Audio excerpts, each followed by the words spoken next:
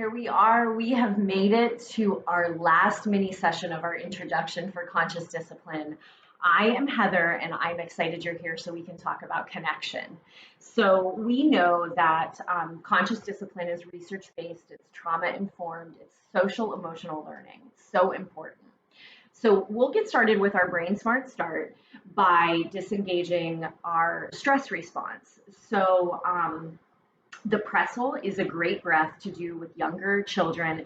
It's a great one for us to do too because we connect and cross our right and left sides, which wakes up our right and left brain, right? That's really important. So an easy way to do the pretzel is to put your right hand on your left shoulder and your left hand on your right shoulder, cross at your ankles, put your tongue on the roof of your mouth, close your eyes, take a big deep breath in through your nose, fill your belly, push out. And then take a slow breath out. Do that again. Breathe in deep through your nose. Let that exhale last even longer through your mouth. Do that one more time. Breathe in. And a slow breath out. Feel the shoulders relax and your face soften a bit. Right? This is a safe space. It's always safe after these sessions to contact me with any questions. There is no judgment here.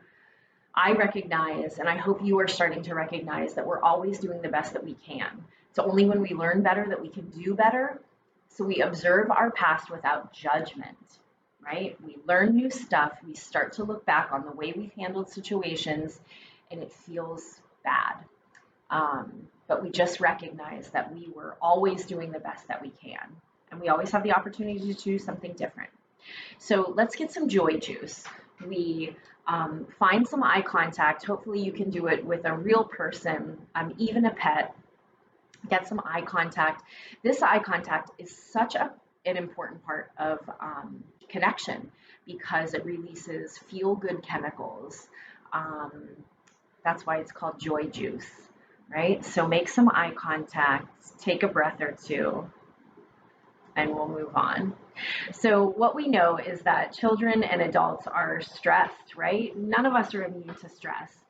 Our most important role is of a safekeeper. We are a safekeeper of the children that are around us, also the adults that we care for or care about. And that includes, if you're a supervisor of any kind, your employees are someone you are tasked with caring for. So you are their safekeeper too. Research shows that we can only learn and perform how we're expected to perform when we are physically and emotionally safe, when we feel physically and emotionally safe, right? So it's important to remember we can't make that decision for somebody else. We just need to do our best to let them feel that. We use the brain state model. That's what we've been learning about in these last sessions. So we learn more about the internal brain and body states. And then we take all of this knowledge and skills so we can recognize where they're at and figure out what to do. We did our Brain Smart Start. We need that in order to learn in these next few minutes. So we did that. We're here together for the same purpose. We took some breaths together to disengage stress. We made some eye contact for some joy juice, and I've committed to keep it safe. If you're ready to make a commitment, if you're willing, you can say, I commit to doing my best to have an open mind so that I can learn something new. In survival or an emotional state, our children, the people around us are asking, am I loved? Am I safe?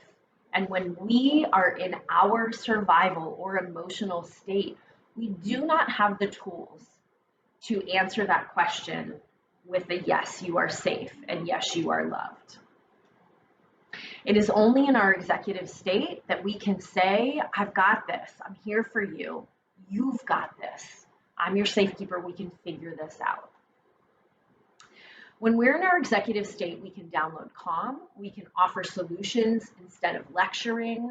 We can comfort them and ensure their safety. We can stay quiet and breathe. When we're in this state, we've got something to offer somebody else. When we're in our emotional state, think of how difficult it is not to lecture, how difficult it is to just stay quiet, right? That's really hard. And when they're in their executive state, then they can learn and they can problem solve and they can listen to what we have to say. Because we can't help them if we're not in the higher centers of our brain. A child cannot be in a higher state than their caregiver. And it's not easy to do that as an adult either. Think about a time when your coworker, when your supervisor, when your child, when your partner has been in an emotional or survival state. It's really hard to stay calm and stay up when someone else's energy is below yours. So how do we do it? We remember our powers of perception and of love. Nobody can make me angry without my permission. That is a hard pill to swallow on a daily basis, right? We need to remember that we are in control and in charge of ourselves. So when we allow somebody else to make us angry, we are giving them our power and we are saying, you are in charge of me. And most of us wouldn't actually find that to be true, right? So we remember, nobody can make me angry without my permission. And then we choose to see the best in others. If you're going to write a story about somebody else's behavior, you might as well write a good one, right? We keep calm ourselves and model the behavior that we want the other person to possess, right? Downloading our calm, we notice what's happening around us. We use our skills.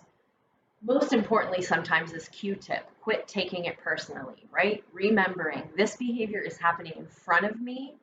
It's not happening to me. And man, when it is your own child, that's especially hard to remember because we put a lot of time and love and effort into caring for our children, and it feels really personal when they get crazy on us, right? So how we handle these situations when our children are upset, how we handle those situations becomes a blueprint for all of their relationships and how they manage stress for the rest of their lives. They are watching how their caregivers interact with them and with each other. They record it. It becomes a part of their own internal personal CD-ROM about what to do when things go bad.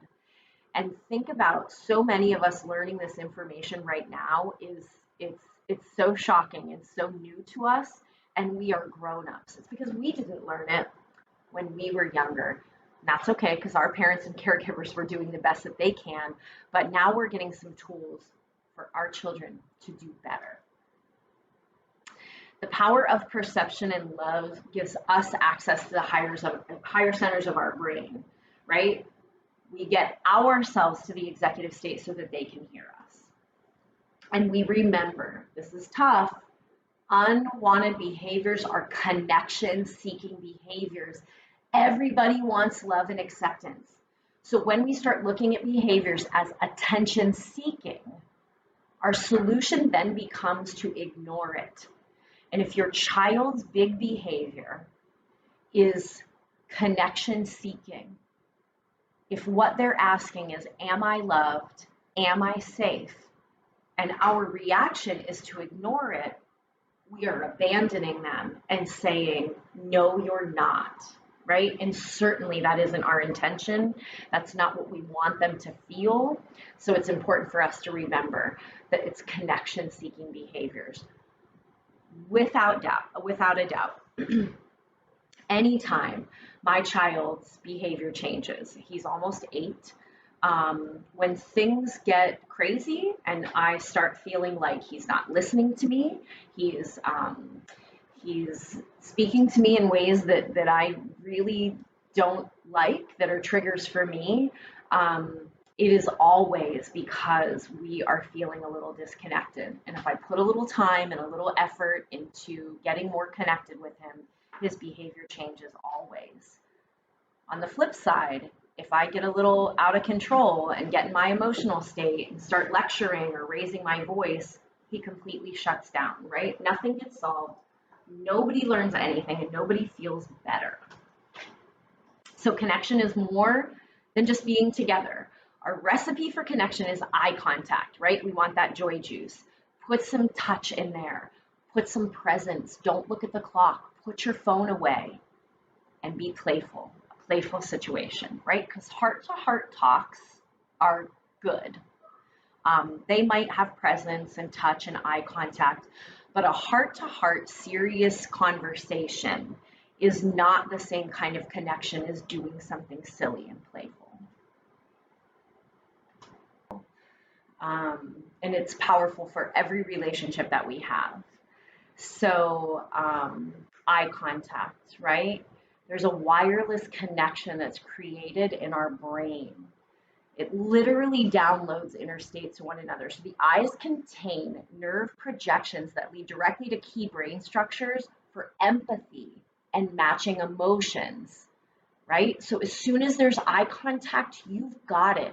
When your child is upset and you're trying to connect, the moment you have eye contact, you've got it. That's when you download your calm. Being present in the moment means your mind and your body are in the same place, right? Touch, it's so important. It's the only sense that we can't live without. Being playful in the context of the situation. Playfulness helps build bonds and creates a biochemistry in the brain for dopamine. Dopamine says, pay attention, stay focused. So if you've got kids at home that you want to focus on cleaning up, playful situation, connection. If you have an elementary school child who is doing, or a high school child who's doing at-home learning, or if you've got kids in the classroom and you need things to calm down and for them to come back together, it's connection. It's being playful in the context of the situation. Connection equals cooperation. The motivation to behave comes from being in a relationship. So think about that. Read it again. Connection equals cooperation. The motivation to behave comes from being in a relationship. Even as a grown-up, we think about the relationships. Think about a relationship that you had with a partner that you didn't like anymore, or a boss that was just awful. Your motivation to behave, to be well and do great things for each other comes from being in a relationship. Short, powerful moments of connection foster willingness and cooperation. It reduces impulse control issues. Think about that with your little ones or even older children who haven't gained a lot of impulse control yet. Powerful moments of connection reduce impulse control issues. That eye contact, those moments of releasing dopamine and oxytocin and endorphins are like little drops of medicine for them, right? Little drops of Ritalin. So if you're working on impulse control, if you've got children that are having a hard time staying in their seats learning, and they're old enough, because we know little kids can't stay in their seats, so it's not a realistic expectation that they should. But once they're in elementary school, it doesn't matter if they're ready to sit in their seat or not. The expectation is that they sit in their seat. So those impulse control issues, it is moments of connection that foster the willingness and cooperation. It gives them a little bit of chemical release to help them focus, right? So when there is a fire in our classroom, in our home, right? Because there are little fires everywhere when we're working with children. We recognize the brain state that they're in. We check in quickly. Are they in survival state? Are they in emotional state and yelling at me? Or are they in their executive state? Right? Probably if they're in their executive state, we just can move on because they can hear us and listen to reason. But when we recognize the brain state that they're in, then we move on. We meet them where they're at. We use our powers of perception, our powers of love. We remember this is not happening to me. It's happening in front of me. I am their safe place. I make a decision. I've got 2 buckets, a bucket of water and a bucket of gasoline. So when that fire is happening in front of me with my 3-year-old, with my 2-year-old, with my 12-year-old, with my 22-year-old, with my stressed out coworker, what am I going to carry to the fire? A bucket of water or a bucket of gasoline? Because I can take that bucket of water with me if I am taking breaths and remembering that this is not about me, right? I can take the water. I can use connection. I can download my calm. I can make some eye contact, some touch, some presence. I can connect so that my brain, their brain, can come into that higher brain state and they can figure out what to do, right? Then we can talk about what to do next time. Then we can move on. So right now, child is screaming, right? We are lecturing. We are trying to get them to listen. They are sad. They are saying, am I loved? Am I safe? Right? If we're yelling, if we're doing the same thing, maybe we get them to calm down because we scare them, but we didn't fix the problem. It's going to happen over and over again. When we yell, when we are out of control, we are carrying gasoline to the fire. With the new way, the fire is our child is screaming, covering their ears. We know, we look at them. They are not making eye contact. They are not speaking. They are yelling. So we know they're in their lower brain state. They're saying, am I safe? So I say to myself, I'm safe. I'll take a few breaths. I can handle this. He needs my help. I pick him up. I download my calm. Once he's calm, I connect. And maybe I do it with a connection ritual, like Twinkle, Twinkle, Little Star. Then he's calm and we move on. And I can say, you wanted my attention. Next time, come to me and say, Mom, I need help. The slow is this last part, right? So the fast is we do something right now to get them to stop crying, right? We download our calm, we connect with them, we move on. The slow is every time that happens, we say, you wanted my attention. Next time, come to me and say, Mom, I need help. And we do that over and over again. And eventually, the screaming part doesn't need to happen.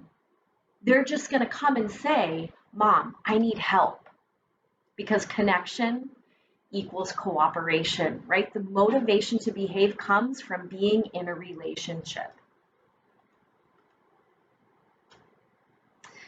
Connection is not just for during upset, and it's not just for after upset, right? So we start with connection. That brings them to their executive state. That leaves them willing to do what we want. That leads to more connection, which leads to their executive state, which leads to willingness. So it's a process we do when they're upset, but it's so important for us to remember that the more opportunities we take to connect all day long, they stay in their executive state. We don't have to wait until they get upset to make the connection, to get them to their executive state so that they are willing. We make these little moments of connection all day long to keep them in their executive state and keep them willing. And by the way, every time you take the step to do a connecting ritual so they stay in their executive state, it's going to help you stay in yours also. So how do we do it? With infants and toddlers, we do finger plays like Twinkle, Twinkle, Little Star. We pick them up, we make eye contact, we play. We take advantage of diaper changing times because in care and at home, that happens several times a day, right?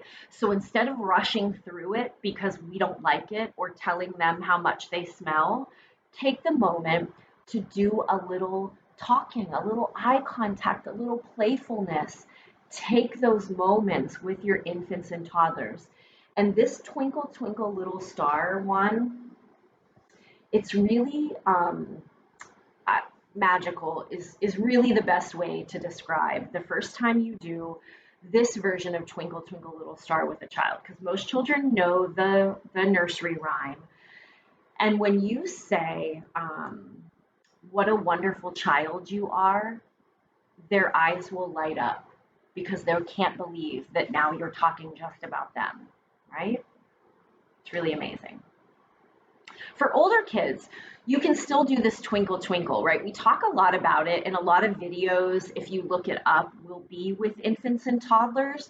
But man, do it with your kids. It says 3 to 7, but I promise you, if you can get your child that's even older to do this, they will love it. They might not want to do it in front of their friends, but they will love doing it with you. You can do high fives. You can do clapping games that you can find on the internet. You can do the high five, give me five, up high, down low, right? There's touch, there's presence, there's playfulness. Just make sure you make some eye contact. And with older kids, the hand clap games, do a TikTok, make a secret family handshake, do a dance party, exercise together. Just add eye contact to any of these situations, and you've got connection. You use connection all day long to stay higher up. You use it to come back together after conflict. You use it anytime to strengthen your relationships and create willingness. Use it to come together before a request. Remember what I said about children who struggle with cleaning up, or struggle with sitting, or struggle with transitions.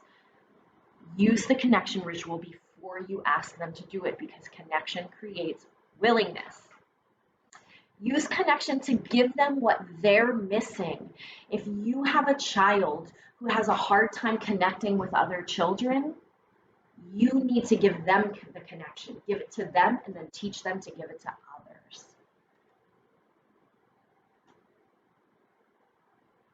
So that's it for connection.